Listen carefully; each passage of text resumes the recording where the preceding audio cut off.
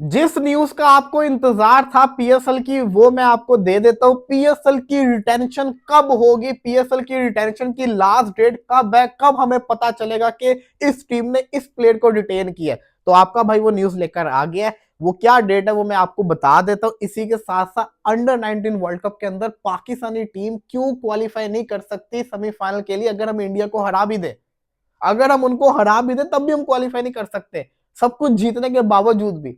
तो वो क्या वजह है वो भी आपको आगे जाके बता दो, लेकिन सबसे पहले बात करते हैं पीएसएल की। पीएसएल की रिटेंशन की क्या तारीख है वो मैं आपको बताता हूं, लेकिन ब्रेकिंग न्यूज ये है कि सियालकोट स्टैलियंस ने टिम पेन को, जो कि एडलीड स्ट्राइकर की कोचिंग कर चुके हुए, हेड कोच के फ्राइज निभा चुके हुए, उनको अपना हेड कोच रख लिया है। ऑस्ट्रेलियन माइंडसेट के प्लेयर को, साबिक ऑस्ट्रेलियन कप्तान को अपना हेड कोच रख लिया है। दूसरी तरफ हैदराबाद ने जेसन गिलिस्पी को अपना हेड कोच रख लिया है।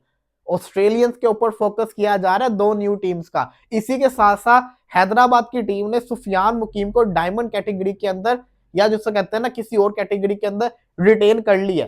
मतलब कि उन्होंने उसके साथ बातचीत कर लिया, वो देखे क्या क्या बनता है क्या नहीं होता, लेकिन सुफियान मुकीम हैदराबाद से खेलते हुए नजर आ रहे हैं। अब आ जाए जरा पीएसएल की रिटेंशन की तारीख के ऊपर। 11 फरवरी को पीएसएल की ऑक्शन है, 3 फरवरी को, 3 तारीख याद रखनी है आपने, 3 तारीख है पीएसएल की रिटेंशन की तारीख।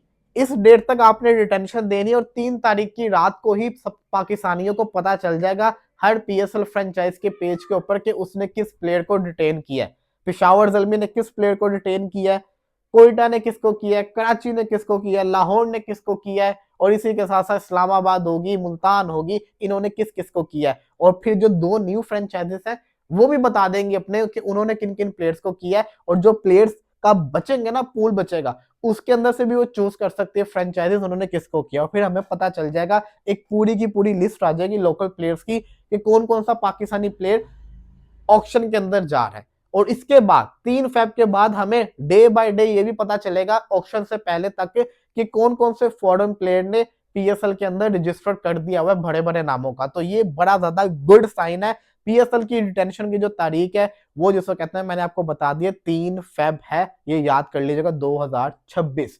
वर्ल्ड कप से ज्यादा पीएसएल की इस पर हाइप बनी हुई है, ये तो मानना पड़ेगा। अब आ जाए जरा अंडर 19 वर्ल्ड कप के ऊपर।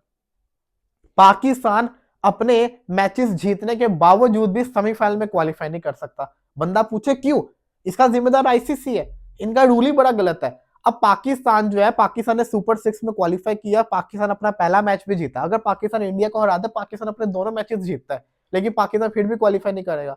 क्यों? क्योंकि पाकिस्तान का रन रेट बुरा होगा। बंदा पूछे अपने सारे मैचेस जीत के भी कैसे, वो इस वजह से जो ये जो आईसीसी का रूल अंडर 19 वर्ल्ड कप का, इसका ये कहने का मकसद है कि जो आपका पहला ग्रुप था ना, फर्स्ट स्टेज, वही पॉइंट्स आपके अगले ग्रुप में भी आएंगे। और वो कौन से वाले पॉइंट्स आएंगे?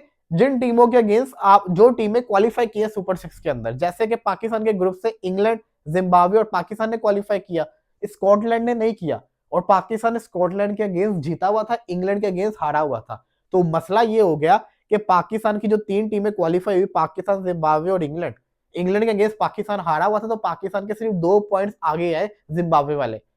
अगर स्कॉटलैंड क्वालिफाई हुआ तो इंग्लैंड की जगह, तो फिर पाकिस्तान के 4 पॉइंट्स होते। तभी तो पाकिस्तान ने जिम्बाब्वे के अगेंस्ट स्लो खेला, ताकि पाकिस्तान का जो रन रेट है ना, जिम्बाब्वे क्वालिफाई करे, पाकिस्तान का रन रेट बेहतर आएगा। अगर स्कॉटलैंड क्वालिफाई करती, पाकिस्तान का रन रेट बुरा ना था। इस वजह से पाकिस्तान ने, जिसे कहते हैं ना, जिम्बाब्वे को क्वालिफाई करवाया। लेकिन ये रूल सही नहीं है। अव्वल तो आपको 3 टीमें क्वालिफाई करवानी चाहिए थी, 2 टीमें टॉप 2 करवानी चाहिए थी, फिर क्वार्टर फाइनल करवाते या सुपर 8 करवाते, ये होना चाहिए था। अब मसला ये हो गया, पाकिस्तान ने न्यूजीलैंड को हरा के 4 पॉइंट्स पाकिस्तान के हो गए, उधर इंडिया और इंग्लैंड के 6-6 पॉइंट्स हैं। क्योंकि वो इस टूर्नामेंट में सुपर 6 के अंदर जब आए हैं तो अपने पिछले सारे मैचेस जीत कर आ रहे थे, तो इस वजह से उनके सारे पॉइंट्स हैं। और पाकिस्तान को इंग्लैंड के अगेंस्ट मैच जीतना चाहिए था, लो स्कोर टारगेट था, पाकिस्तान को चेस करना चाहिए था। अब मसला ये बन गया, अब अगर पाकिस्तान को क्वालिफाई करना है तो पाकिस्तान को इंडिया के अगेंस्ट 350 मारे या 300 मारे, 200 या 250 के ऊपर उनको आउट करे, 100 रन के मार्जिन से जीते, तब जाके बात बनती है। या अगर 250 चेस करने जा रहे हैं तो 27-28 ओवर के अंदर टारगेट चेस करे, तब पाकिस्तान क्वालिफाई करता है। ये मुसीबत बन गई है। और अगर आज जो मैच चल रहा है इंग्लैंड और न्यूजीलैंड का, अगर इंग्लैंड बहुत बुरे मार्जिन से हार जाए तो फिर कोई चांस बनेगा पाकिस्तान का? तो ये कहानी पूरी की पूरी नजर आ रही है। तो पाकिस्तान के लिए जरूरी है कि पाकिस्तान इंडिया को हराए और बड़े मार्जिन से हराए। अब आप ये सोचिए, अगर पाकिस्तान ने इंडिया को हरा दिया, बड़ी अच्छी बात होगी, स्टिल हम क्वालिफाई ना कर पाए तो कितना बुरा फील होगा। ये चीज बड़ी मुझे फील हो रही है। तो मैं इस आईसीसी के रूल से एग्री नहीं करता। ये बहुत ही, इसको कहते हैं ना, डिस्कस्टिंग किस्म का आईसीसी का रूल था जो कि सामने आया। फिलहाल के लिए दीजिए इजाजत, इंशाल्लाह फिर हाजिर होंगे, तब तक के लिए